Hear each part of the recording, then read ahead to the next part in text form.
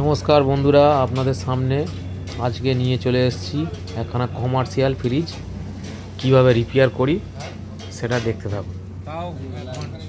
এই কমার্শিয়াল ফ্রিজটা new town একখানা হোটেল এবং রেস্টুরেন্ট একসাথেই। দুদিন আগে ফোন করে বলেছিল হোটেলের ম্যানেজার যে এই ফ্রিজে ঠান্ডা একেবারেই হচ্ছে না। গিয়ে চেক করে দেখলাম ফ্রিজটা চোকিং, তার সাথে গ্যাস অনেকই কম ছিল, প্রায় গ্যাস বার হয়ে গেছিলো। আমরা 25শে ডিসেম্বরের দিনে রিপেয়ার করতে গিয়েছিলাম। ওই দিনে ওদের হোটেল এবং রেস্টুরেন্ট কাস্টমারের চাপ ছিল প্রচুর। তো যেখানে কাজটা করছিলাম একদম খুব ছোট জায়গা। ওই দিনে ওদের কাস্টমারের চাপের জন্যে ওরা রান্নায় ব্যস্ত ছিল, আর লোকজনও যাওয়া আসা করছে বারবার।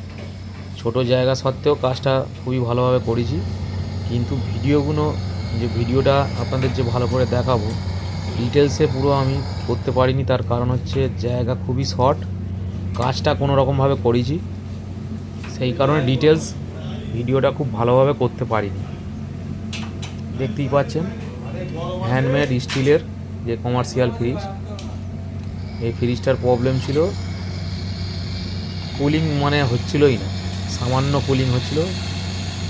এই যে পুরনো যে ওর ডায়ার, সেটা বাদ দেওয়া হচ্ছে, ঝালাই চলছে।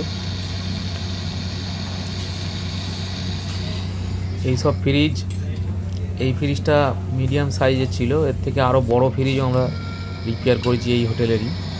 এইসব ফ্রিজ ব্যবহার হয় মিষ্টির দোকানে, বড় বড় হোটেলের রেস্টুরেন্টে। এই ফ্রিজগুলো খুবই মজবুত আর টেকসই হয়। এমনি যদি দোকান থেকে ডবল ডোর ফ্রিজ কেউ কেনে, যে কোম্পানির ফ্রিজ পাওয়া যায়, ওর বডিগুলো মোটামুটি 5-10 বছর 12 বছর পরে বডিগুলো নষ্ট হয়ে যায় আর অনেক প্রবলেম থাকে। কিন্তু এইসব ফ্রিজগুলো হাতে তৈরি করা, এই ফ্রিজ জং ধরে না, খুব সুন্দর আর খুব মজবুত স্টিলের ফ্রেম দিয়ে তৈরি করা হয়।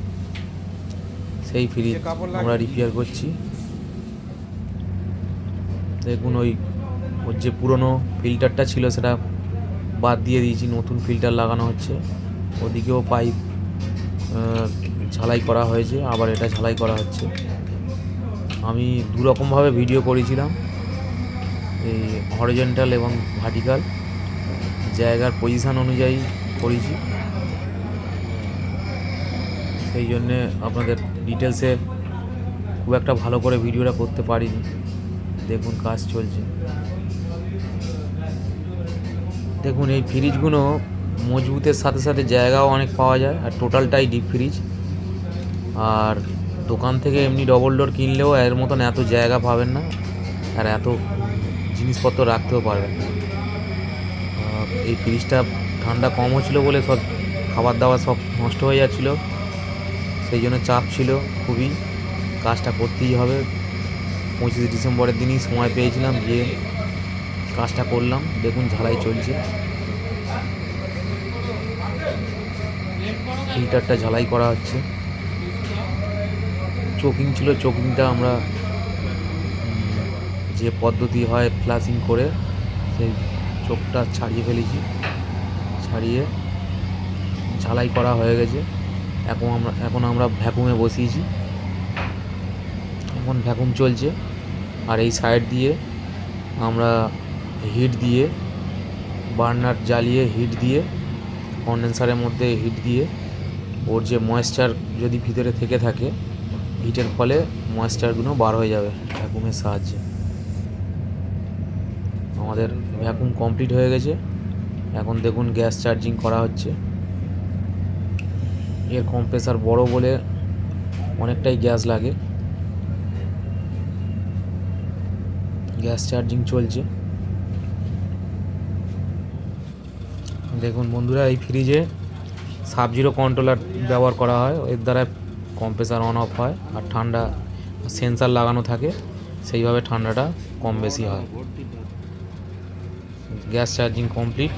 আমরা অনেকক্ষণ চালানোর পরে আইসও চলে এসছে।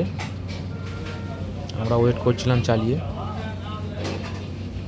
এই ভিডিওটা যদি আপনাদের ভালো লেগে থাকে অবশ্যই লাইক, কমেন্ট এবং শেয়ার করবেন। আর যারা নতুন আমার চ্যানেলটিকে সাবস্ক্রাইব করে আমার পাশে থাকবেন। ভবিষ্যতে আমি আরও ভালো ভালো ভিডিও দেওয়ার চেষ্টা করব। আপনারা সবাই ভালো থাকবেন। আমি ভিডিওটা এখানেই শেষ করলাম।